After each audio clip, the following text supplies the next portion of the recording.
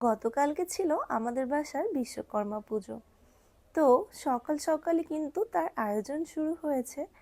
আসলে আমি ঘুম থেকে উঠে এসেই দেখি আমার শাশুড়ি মায়েরা পুজোর জোগাড় করেছেন, সাথে ঠাকুর মশাইও চলে এসেছে।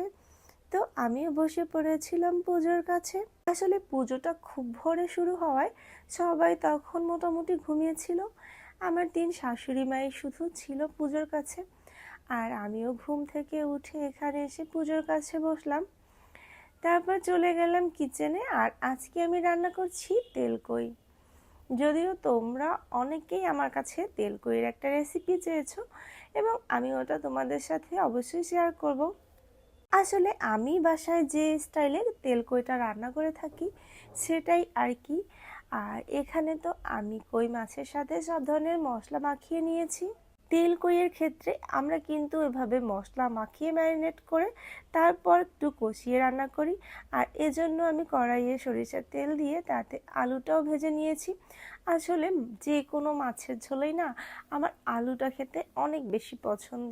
বাসার সবাই মোটামুটি 1 পিস করে খায়।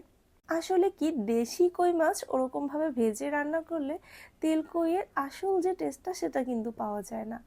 আর এজন্যই এভাবে মশলার সাথে একটু ভালোভাবে কষিয়ে নিই। ব্যাস, এবার পরিমাণ মতো জল দিয়ে ফুটিয়ে রান্না করে নিলেই কিন্তু রেডি। তো আমার মাছটা কিন্তু কষানো হয়ে গেছে।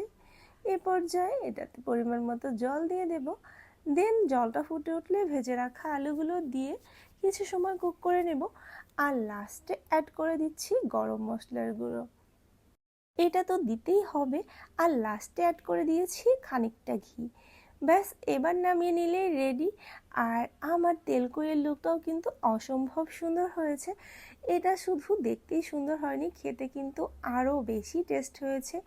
একেবারে দেশি মাছ, আর সাথে আলু এবং ঝোলটা তো অসাধারণ ছিল। আর হ্যাঁ, সাথে রান্না করেছি কলমি শাক ভাজি। এই কলমি শাকটাও কিন্তু নারকেল চিংড়ি মাছ দিয়ে করা হয়েছে, এবং এর সাথে রয়েছে মিষ্টি কুমড়া এবং ডাঁটা দিয়ে আর একটা সবজি। আমাদের বাসায় ডাঁটা কিনে আনলে আসলে মিষ্টি কুমড়া দিয়ে রান্না করা হয়, যদিও এই ডাঁটাগুলো আমাদের গ্যারেজে হয়েছে, একদমই নিজেদের ক্ষেতের। আর এই যে এখন সব আইটেম দিয়ে আমি সিন্ধুমণিকে আজকে দুপুরবেলা খাইয়ে দিচ্ছি। আর এই তো আমার সিন্ধুমণি তার ফোকলা দাঁত বের করে হাসছে। গতকাল রাতে আসলে তার উপরের মাড়ির দাঁতটা তুলেছিল, এবং সে অনেক বেশি এক্সাইটেড ছিল। এরপর সন্ধ্যায় তাকে নিয়ে বের হয়েছিলাম একটু শপিং মলে, তার কিছু কেনাকাটার উদ্দেশ্যে। আর আমার সিন্ধুমণি অনেক বেশি এক্সাইটেড ছিল, প্রত্যেকটা ড্রেসেই কিন্তু তাকে প্রিটি লাগছিল। তো যাই হোক,